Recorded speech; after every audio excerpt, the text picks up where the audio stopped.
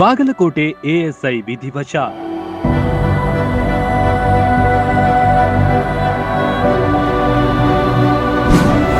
ಅಪಾರ ಅಭಿಮಾನಿಗಳಿಂದ ಕಂಬನಿ.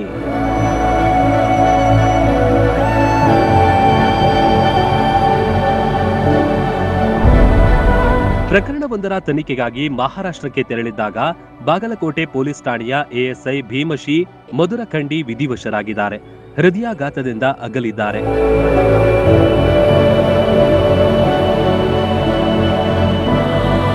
ಮಹಾರಾಷ್ಟ್ರಕ್ಕೆ ತೆರಳಿದ್ದ ವೇಳೆ ಪಂಢರಪುರ ದರ್ಶನಕ್ಕೂ ತೆರಳಿದರಂತೆ.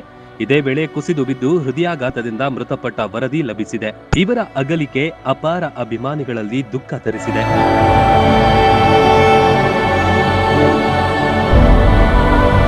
ಮೂಲತಃ ಜಮಖಂಡಿ ತಾಲೂಕಿನ ಹುನ್ನೂರ್ ಗ್ರಾಮದವರಾದ ಮಧುರಖಂಡಿಯವರು ನಿಷ್ಠಾವಂತರೆಂದು ಗುರುತಿಸಿಕೊಂಡಿದ್ರು.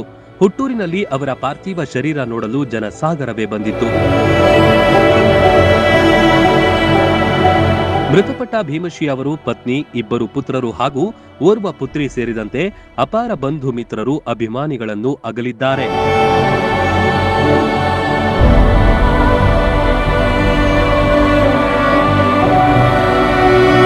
ಮಧುರಖಂಡಿ ಅವರು ಇದೇ ಜುಲೈ 31ಕ್ಕೆ ನಿವೃತ್ತಿ ಹೊಂದುತ್ತಿದ್ರು.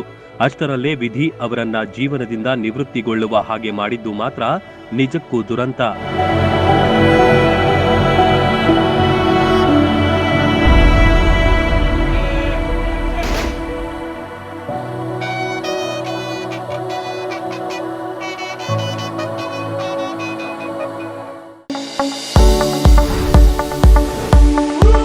ಎಲುಬು ಕೀಲುಗಳ ನೋವಿನಿಂದ ಬಳಲ್ತಿದ್ದೀರಾ? ಯಾವುದಾದರೂ ಕಾಯಿಲೆಗೆ ಆಪರೇಷನ್ ಮಾಡಿಸಲು ಪರದಾಡ್ತಿದ್ದೀರಾ?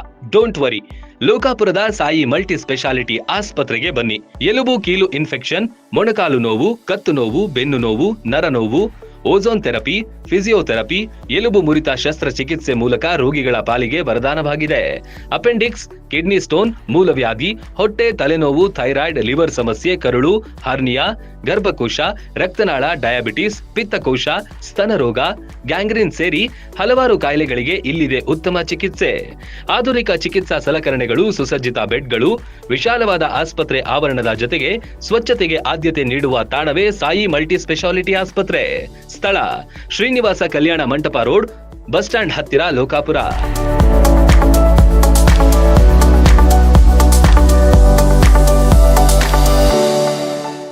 ರನ್ ಟಿವಿ ನ್ಯೂಸ್ ವಿಡಿಯೋಸ್ ನೋಡಲು ಸಬ್ಸ್ಕ್ರೈಬ್ ಮಾಡಿ, ಬೆಲ್ ಐಕಾನ್ ಪ್ರೆಸ್ ಮಾಡಿ.